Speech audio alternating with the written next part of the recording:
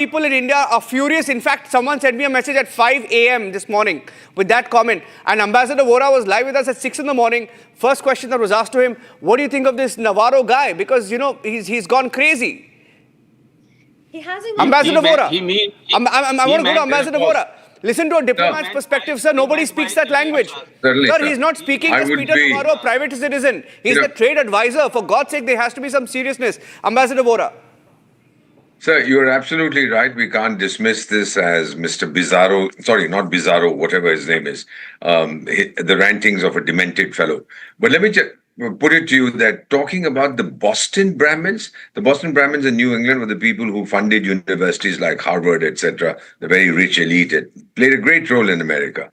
And when he says that the Brahmins in India, and he's referring to the big companies in India, is referring to Adani, he's referring to the Ambani, they're not Brahmins. The fellow has no understanding of India whatsoever.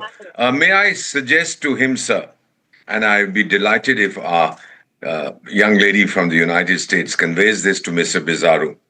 It is better to keep your mouth shut and be thought a fool than to open it and remove all doubt.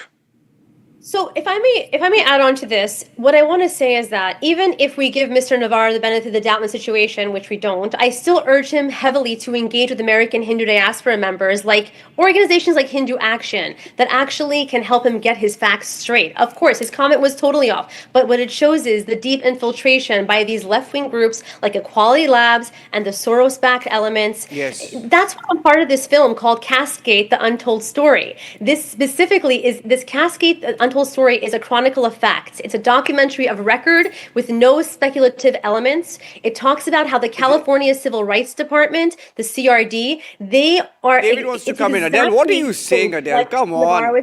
Come on. David. This idea that Peter Navarro is somehow... Don't be rough on her. She's such a fine young lady. Don't be harsh on her. David. The idea that Peter Navarro is listening to anybody like George Soros is just absurd on its face. That it's typical of the kind of disinformation that supporters of Trump rely on. Ignore facts, make things up, make indefensible claims. And that's what you're seeing with Peter Navarro, who's a nutcase. I mean, his own fellow faculty members were shocked that he ever got hired at the University of California, Irvine, as a professor. And as I said earlier, Peter Navarro is significant only because Donald Trump listens to his nutty ideas. The man is a fraud top to bottom. He doesn't listen to George Soros. He is simply badly informed. I'm gonna correct the record. I never said he was listening to George Soros. I said elements like Islamist, Khalistani-backed elements that have been influenced by Soros and left-wing like Equality Labs have influenced policy circles that have his ear.